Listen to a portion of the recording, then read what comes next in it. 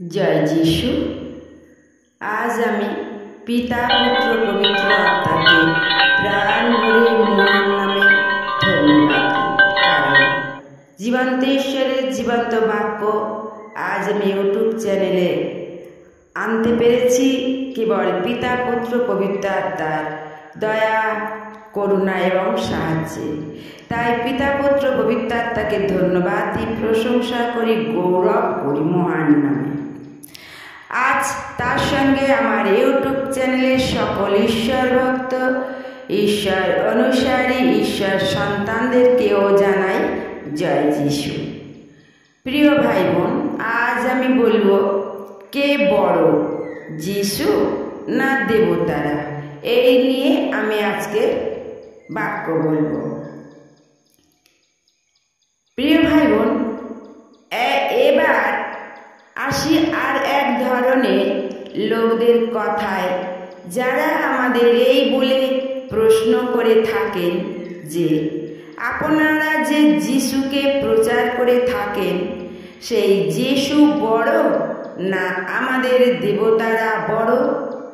একটু দেরি না করে আমরা তাদের সঙ্গে সঙ্গে এই উত্তর দিই যে এই ছোট্ট বড় ব্যাপারে নিঃসন্দেহে আমাদের দেবতারাই বড় এবং যিশু অবশ্যই ছোট। দেবতারা বড় এই কারণে যে তারা সবাই সম্মানীয় এবং সম্মানের সঙ্গে থাকবার জন্যই তারা এই পৃথিবীতে এসেছেন। অপরদিকে একবার যিশুর দিকে চেয়ে দেখুন প্রিয় ভাই বোনেরা, তিনি তো এই পৃথিবীতে কখনোই সম্মানীয় হতে আসেননি, কিন্তু প্রথম থেকেই ছোট ও সবার কাছে নত নম্র হতেই এসেছিলেন।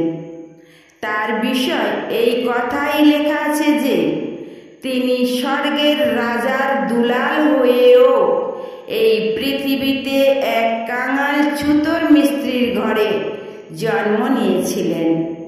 যিশু নিজে ধনবান হয়েও আমাদের জন্য দরিদ্র হলেন, যেন তার দরিদ্রের আমরা ধনবান হই।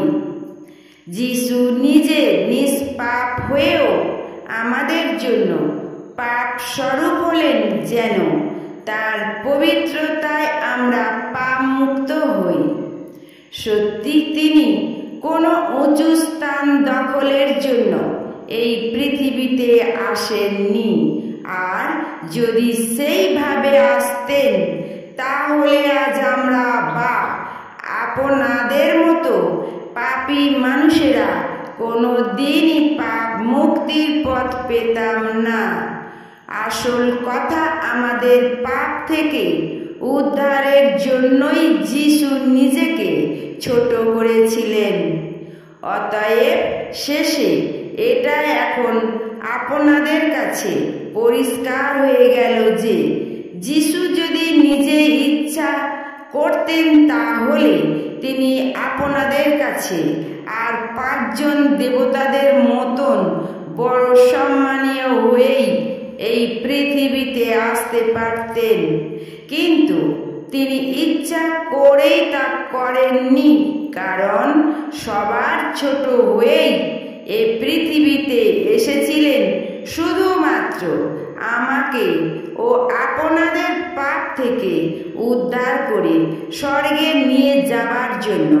তিনি স্বেচ্ছায় আমাদের দেবতাদের তার চেয়ে বড় হবার সুযোগ দিয়েছিলেন ও নিজেকে ছোট করেই রেখেছিলেন শুধুমাত্র এই জন্যই।